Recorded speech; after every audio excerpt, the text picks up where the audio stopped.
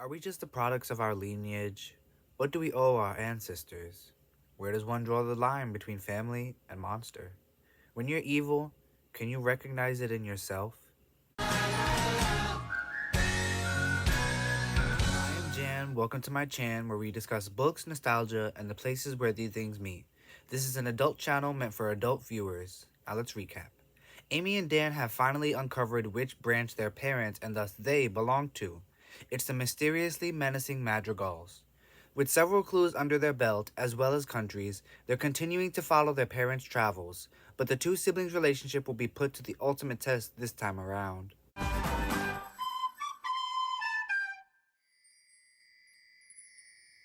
On a flight bound for China, Dan and Amy are forced to put Saladin in the cargo hold because of a man named Mr. Lee's allergies.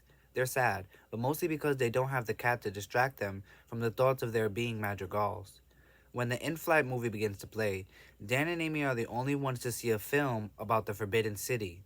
Out on the tarmac, the man in black is there, Dan and Amy completely unaware. As the film plays, Amy spots a Janus crest on the wall behind a young Emperor Puyi.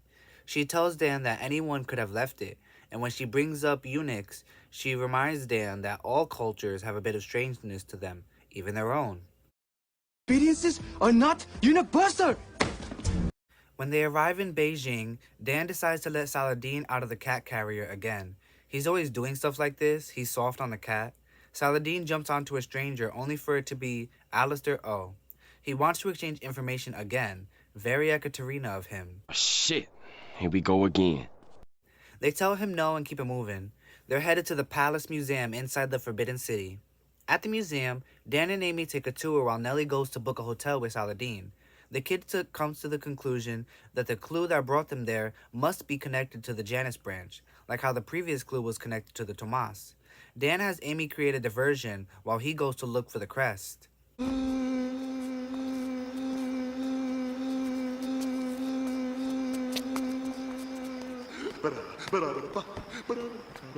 He finds it on a temple wall, as well as a secret entrance into a hidden attic. He immediately begins climbing up to it, defiling a 400-year-old temple in the process. Inside, Dan finds a piece of gold-colored silk with writing on it, as well as symbols he recognizes as the branches and family crest. But as soon as he climbs back out, he is busted by security. You're busted! When the guard questions the piece of silk, Dan blows his nose into it. Amy sees Dan being escorted in handcuffs, and when she speaks to security, they're both banned from returning to the Forbidden City. In Tiananmen Square, they examine the snot-covered clue further. They can't make heads or tails of it, and only Alistair understands Chinese. Before they can discuss the matter further, they get into an argument over their parents' legacy, with Amy questioning whether they can trust that they knew their parents at all. Dan gets so mad, he shouts, "I hate you," and runs away. He's wishing he was never involved in the hunt, and decided to drop out of the search for the 39 clues. This is another clue. I'm so tired of all these clues. And then he is kidnapped. Take a wild fucking guess who kidnapped him. Yes, you're correct. It was the Cabrals who took Dan. Alistair did warn them they were in China as well. They questioned him, not getting much information, and chloroform him for good measure.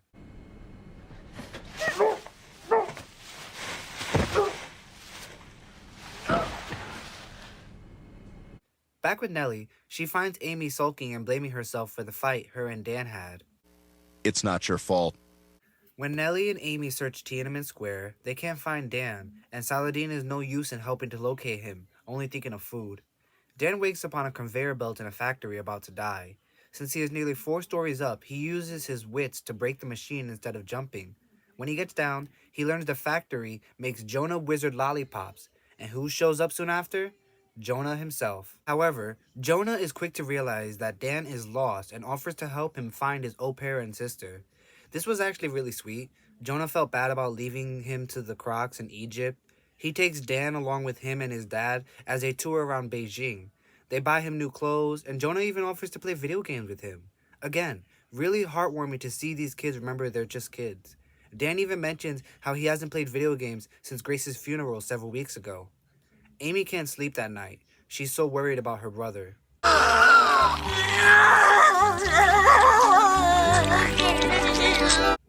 She overhears Nellie reporting Dan's disappearance on the phone. When Amy questions her, she hangs up immediately, telling her that she was speaking to Alistair for help, as he spoke Chinese.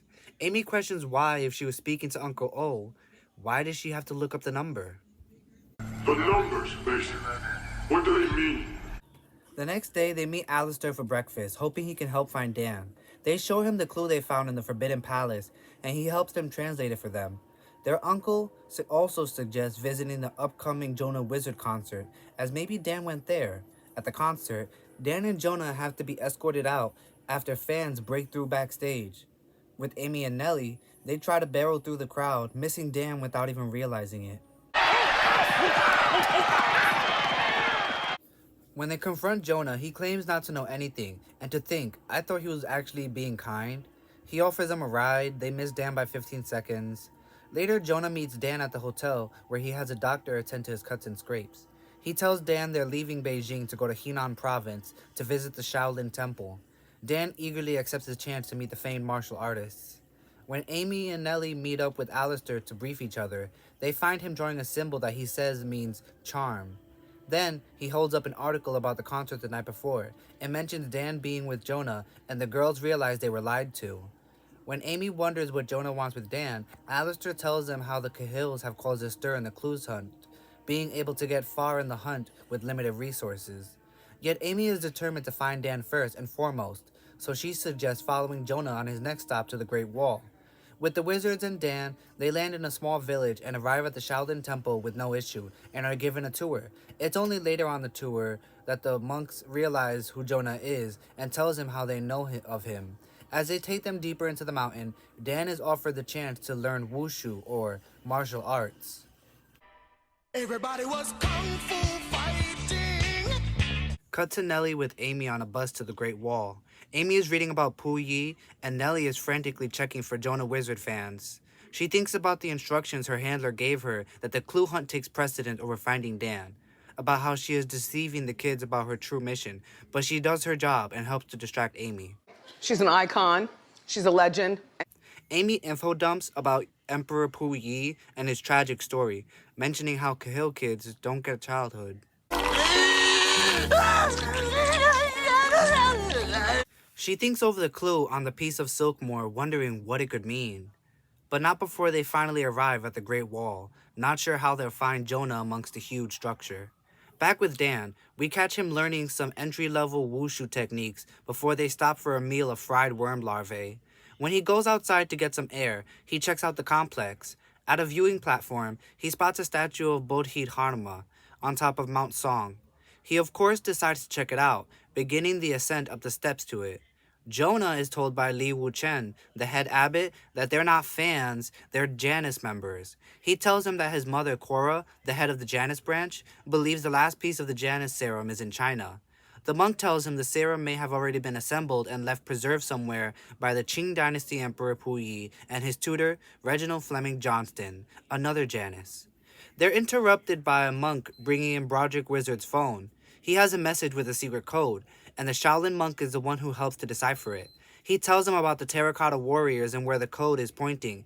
Jonah decides it's a perfect opportunity to use Dan, who is still climbing the stairs up the statue.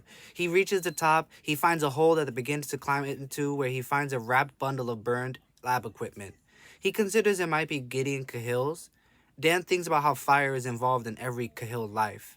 The death of his parents, the burning of Grace's mansion, the one that cost Irina her life. When he wraps it up again, out falls a burned locker with an old portrait of someone who resembles his mother. Before he heads down to meet Jonah, he hides the locket in his waistband and stashes the bundle. When he sees Jonah, Jonah tells him they're out to meet an army. Back on the Great Wall, the search for Dan is fruitless, and Nellie suggests they find a room for the night. Amy gets upset at this, too worried about her brother, but when Saladin nearly falls off the wall, she decides maybe they should call it a day for now. Dan and Jonah arrive in Xi'an by the evening, planning to visit the Terracotta Army after nightfall so they can avoid suspicion. Don't be suspicious. Don't be suspicious. They enjoy dinner, while Jonah suggests Amy might not be looking for Dan. Hurts to see these siblings being manipulated by their own family. When Dan catches Broderick playing guitar, he realizes that marrying a Cahill entails giving up a lot. He wonders what else his own dad, Arthur Trent, gave up aside from his name when he married into the family. After midnight, they go to the museum to break in, with Jonah using a heat sensor device and other tools to infiltrate the site. He mentions how even burglary can be an art form. True art is an explosion! As Dan is searching the rows of warriors, one of them suddenly moves and attacks him. The imposter gives chase, as Dan dodges an attack and runs off. Why do I have to run every 8 minutes of my life? As Jonah is about to make a break for it and leave Dan, he has a change of heart and goes into the fray after him. They both try to fight off the imposter but are outmatched. But Dan remembers his wushu training and utilizes his attacker's momentum to incapacitate him. When Jonah interrogates him, he tells them that the Cabral sent him. The klaxon goes off, and as they try to escape, both are caught by Chinese authorities. You're busted! They're arrested for burglarizing an archaeological site, but are bailed out by Broderick. They arrive back at the hotel room to find Cora standing there. She lies to Dan, telling him that they've learned that he and his sister are Janice. Dan recognizes her necklace as a replica of the sculpture with the listening device that survived the fire that killed his parents. He realizes Cora is tied to their death just like the others.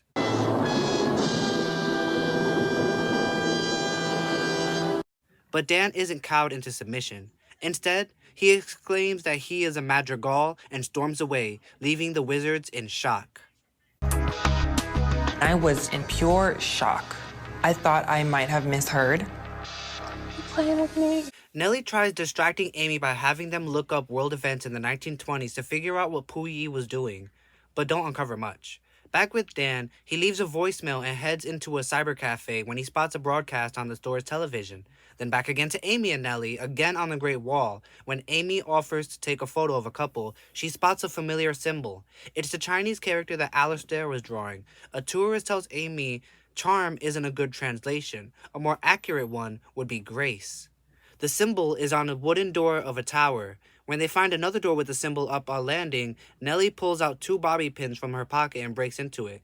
Amy thinks about how suspicious this is, considering Nellie doesn't wear bobby pins. Be suspicious, don't be suspicious. Inside is a room filled with artifacts. Amy realizes it must be a feng shui puzzle discovered by Grace and originally set up by Puyi, who also went by the Western name Henry.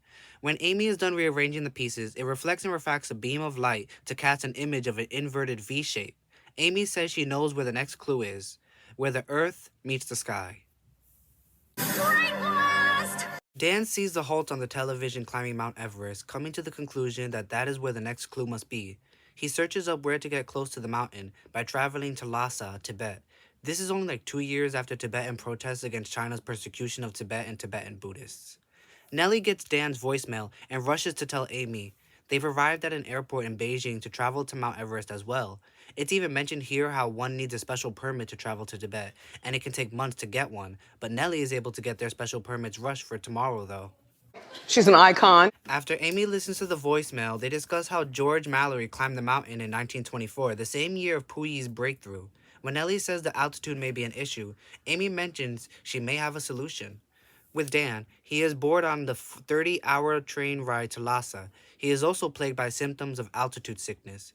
When he hides in an empty casket to avoid someone going into the train car, he is locked in. It takes him a moment of struggling to get the casket back open. On the south col of Everest, we follow Hamilton Holt and his family. They admit how Reagan Fleming Johnston was also a Tomas spy. His grandson was tortured by the Holts to reveal what was carried to the summit. They spot Ian Cabral in a special suit that keeps him safe from even the altitude conditions. He is being carried by a team of Sherpa climbers. You raggedy bitch. At the Lhasa airport, Nellie and Amy catch a taxi to the village of Tingri, where Amy suggests they borrow a fancy helicopter that can get to the summit of Everest, also known by the Tibetan people as Chomolungma. She believes Nellie can fly the chopper if they can get to it. Grace had taught Dan and Amy all about the helicopter, another one of the many ways she prepared them. Prepare to be prepared.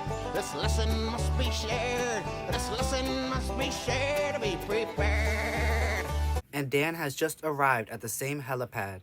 He spots someone stealing the chopper and goes to stop them when in the middle of the tussle he realizes it's Amy. Nellie drops the crowbar she was about to use. They're caught by the owner, but when they ask for a ride, he refuses. Nellie asks to make a single phone call to her boss, and when she does, and the man is done speaking to her boss, he immediately says yes. The kids reveal how this furthers their distrust of Nellie. The pilot gets the kids into the proper equipment to survive the brutal conditions of the summit, tell Nellie she cannot come due to weight, and they're off. On the mountain, Eisenhower Holt pulls ahead of Ian Cabral heading to the top. Dan and Amy barely make it to the top safely, having to dig through snow to find the clue. It is agonizing, and they only have 5 minutes before takeoff again. Amy spots the vial, the symbol of Emperor Puyi marked on it. She says it must be similar to the vial they found in Paris. Then a light bulb goes off, and she realizes the clue with the crest means that the 4 branches serum together make up the Master Serum. She also finds a bottle with the message scrawled on it from George Mallory. When they get back to the helicopter, they're prevented from flying off by Eisenhower Holt, holding the left runner. He snatched the vial away, but then everything goes wrong all at once. Amy falls out the helicopter, and Ian tumbles over the edge of the summit, barely catching himself on the cliff. Amy grabs his hand and catches the vial, but doesn't even think before dropping the vial to pull Ian back up, saving his life. She's an icon. She then climbs back into the helicopter, and it takes off. Dan is sad they lost the vial and the clue, but Amy says they have the clue. Silk, or rather liquid silk. The clue was hinting at what they held in their hands, as well as it being fixed in birth, is because it's in a liquid form then. Puyi had preserved the frozen liquid silk on Mount Everest. In Xi'an, Jonah's mother confronts him about his request to drop out of the clue hunt with a slap across the face. These parents abusing their kids, bro. Won't somebody please think of the children? She gives a speech about how she should have realized Grace and her family were madrigals, and how her son will not abandon the hunt. Our heroes are resting after their long, arduous journey when Dan pulls out the locket he found. Amy notices an engraving of the name Anne Bonny, who she says was a famous pirate of the Caribbean. It's the Pirates of the Caribbean. And that is where our heroes must travel next time in their quest for the 39 clues.